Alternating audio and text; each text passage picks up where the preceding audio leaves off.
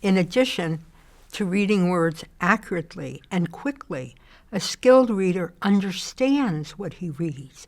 Reading comprehension develops gradually, so that over time, the balance tips from learning mostly from listening to learning through reading. Thus, the beginning reader learns much more from what he hears than from what he reads in print. This gap narrows in the primary grades as the child becomes a better reader. By 7th grade, the balance begins to favor reading. At this point, the reader is said to have mature reading comprehension. Gradually, the student gains more and more from reading, so that by the time he is in college, most knowledge and vocabulary is acquired through reading. A large vocabulary is a key element in facilitating reading comprehension. In turn, reading itself is a powerful influence in developing a child's vocabulary.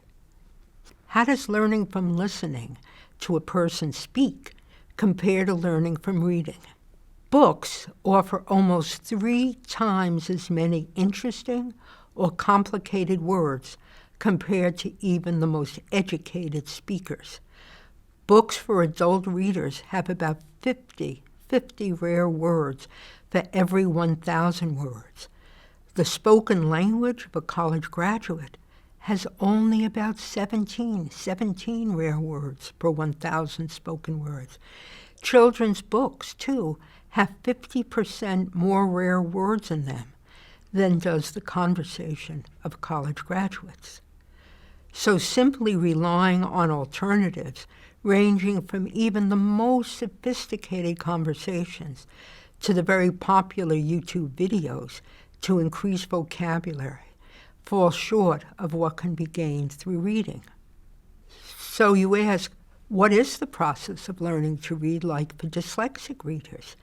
For dyslexic readers, the process of learning to read and of becoming a skilled reader is slow. Benchmarks are significantly delayed. At the beginning, difficulties linking letters to sounds interfere with learning to read. Over time, as the dyslexic learns to read, she too begins to build up her neural pathways, linking the way the word looks and sounds and what it means. Unfortunately, the dyslexic reader may correctly connect only a few of the letters in a word to their sounds. As a result, the neural connections for that word are imperfect and incomplete. Later on, when she comes across that printed word again, she struggles to recognize it. Part of the process of becoming a skilled reader is creating more detailed and robust linkages representing each of the elements making up a word. Dyslexic readers generally require many more exposures to a printed word over a much longer period of time before the neural pathways are well developed and come together each time they encounter that word. In some instances, these connections continue to be less than robust, impeding the ready retrieval of words. As a result, even when dyslexic readers are able to decode words accurately, they are still not quick in their reading of these words. As a further consequence of their imperfect connections, linking each of the elements of the word, the way the word looks, the way it sounds, and what it means, dyslexic readers often have to continue to rely on context to get to a word's meaning. This means that the identification of the word is limited to that particular context and cannot be generalized to other situations. Because a dyslexic reader often gets to the meaning without having fully first decoded the word, the linkages between the way the word looks, the way it sounds, and what it means are not reinforced and remain imperfect. Next time he comes across that word, it is often as if he has never seen it before. and he will have to go through the same exercise of using context to get to the word's meaning. Context also explains a common puzzling symptom of dyslexia. Many dyslexic readers complain of difficulties in reading the little words such as in, on, the, that, and an. The parents of a 9-year-old dyslexic boy, Noah, described his peculiar difficulty with reading small words, while at the same time reading without apparent hesitation longer, more difficult words such as museum and metropolitan opera, and shorter words representing things such as tree, bat, etc. Our son, a baseball fan, when in 3rd grade, could read Metropolitan Stadium, but the word on gave him real difficulties. Since dyslexic readers rely so much on context, it is often difficult to figure out a small, so-called function word whose meaning cannot be gleaned from the context. For example, a ball could be on, over, or under the table, which makes it difficult to decide which of these choices is the one the author intended. For the same reason, a dyslexic might be able to read words such as tree and bat because they represent concrete objects that can be predicted from the text as well as visualized.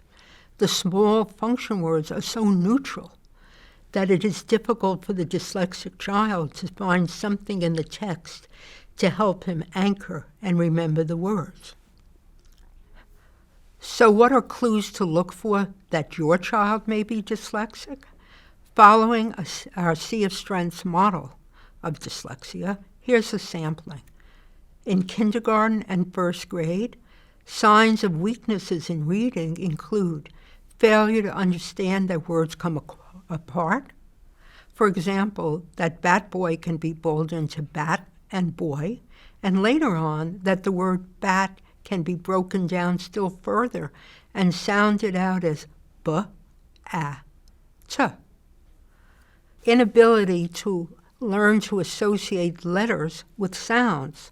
For example, being unable to connect the letter B with the b sound. Reading errors that show no connection to the sounds of the letters. For example, the word big is read as goat. The inability to read common one-syllable words or to sound out even the simplest of words such as dog, cat, hop, nap. Complaints about how hard reading is, or running away or hiding when it is time to read. Signs of strengths in higher level thinking processes early on include curiosity, a great imagination, the ability to figure things out, eager embrace of new ideas, getting the gist of things, of good understanding of new concepts, a large vocabulary for age, enjoying solving puzzles, and talent at building models. I want to note the above is only a sample of weaknesses and strengths here in kindergarten and 1st grade. For more details, signs of weaknesses and strengths, both at different ages and grades, including young adults and adults, please see Overcoming Dyslexia, 2nd edition, pages 142 to 148.